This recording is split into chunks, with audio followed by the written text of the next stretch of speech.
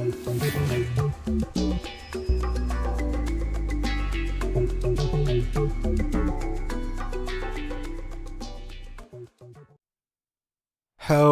everybody and welcome back to Pierce Gaming News. How's it going today, everybody? Pretty good? Alright, let's get into it.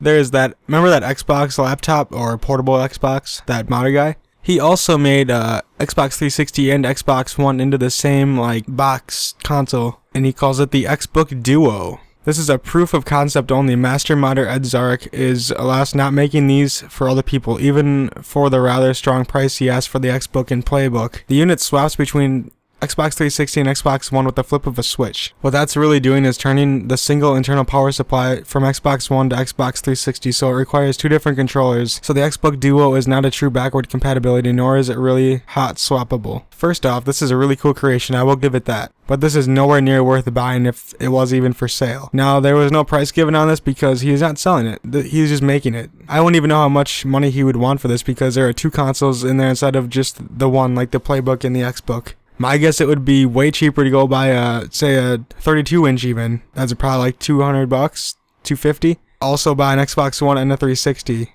You will spend a lot less money on that, and it's really not that difficult to carry around a console and a TV to bring it over a friend's house for the night. It takes like 3 or 4 minutes to pack up. Good to go. There's going to be a new open world game called Grave. Developer Broken Window Studios has confirmed that this is an upcoming open world horror game. It will launch on PS4, Xbox One, and PC. Now, Grave was funded through Kickstarter, with its original campaign successfully wrapping up in April with more than $37,000 pledged against a $30,000 target, so they beat their budget, which is good. When the Kickstarter page went up earlier this year, Broken Window said its main goal for Grave was to scare the living crap out of players. There is also going to be more information on Grave, which will be released in 2015, so maybe we'll see more information in the next few months here. Alright, so I watched the trailer and it looked really interesting, up until the horror came in.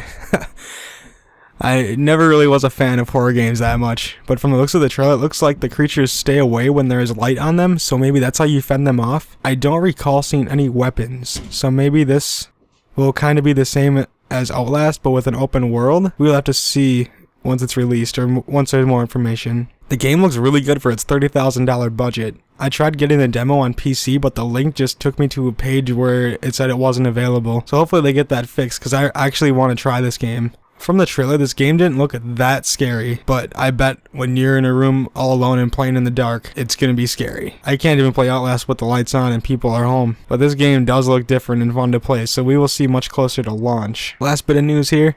Sony explains why Update 2.0 doesn't allow USB transfer to internal hard drive.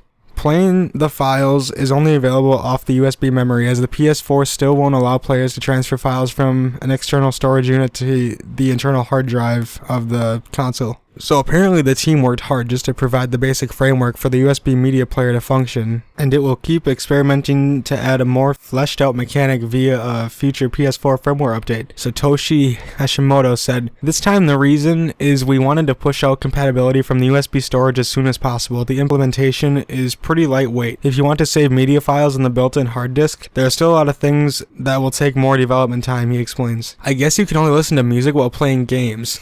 I didn't know this until I called PlayStation. So when I exit a game, I can't listen to music anymore? Or is it if you hit the home button, you can still listen to music? I don't know. Sony went on to say, because of that, allowing that would have delayed the release of the feature. We need to consider development loads, so please understand that we had to implement playback from USB storage first. Of course we understand that demand. Please wait for it. We are doing our best. Okay, before I get into detail on what I think of this, I tried to format my external hard drive in FAT32 and exFAT. They didn't work at all, and a message kept popping up after I plugged in the hard drive to my PS4 where it said uncompatible with the PS4 and something else behind that. So after a few attempts of plugging it in again and again, I finally got on the phone with Sony, and I guess the website clearly states that it's only compatible with the USB flash drive as of right now. But I figured that if it's compatible with flash drives, it's got to be compatible with external hard drives, right? Well, all I gotta say is that Sony better add another patch so I can use my external hard drive, because that means I can store a bunch of more music on there. I wasn't trying to copy music to my hard drive, I was just trying to play music off of it just to make it clear. Now on to the article. From what Sony said, they wanted to push the storage compatibility as soon as possible. That is completely a lie in my opinion, because why couldn't they just work on the MP3 to USB to the hard drive. You know, like transfer your music from your hard drive or flash drive to your hard drive, or however else you guys get your music, and release that instead of releasing 2 different updates for basically the same thing. I still think that Sony didn't want to release this feature because they want you to buy their music unlimited subscription, so they hope that this MP3 compatibility is a failure so people just switch over to their program. All I know is I feel Sony is riding this high horse like Microsoft was doing with the 360, and they can't do anything wrong. This is only going to come back to hurt them in the long run, because I guess some people's PS4s were trying to eject discs when there wasn't even a disc in the console, and Sony was basically like, oh,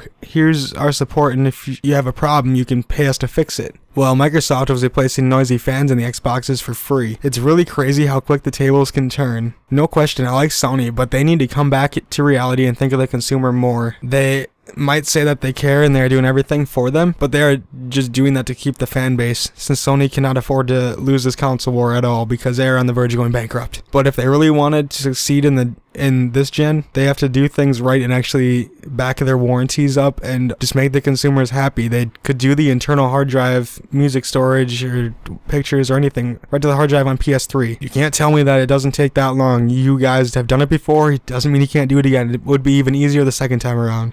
So, question for you guys, what do you think of this? Do you think Sony's just lying, or do you actually think they are caring about the people? Also, I was wondering, maybe you guys heard something that I didn't, but when you upload a YouTube video, can you record gameplay commentary as well, or is it just strictly gameplay audio, like with the game? I think it would be pretty sweet if I could do that, since I could start doing Let's Plays, but I would need to record commentary volume over the gameplay, otherwise it would be boring, because nobody ever watches gameplay videos just for gameplay.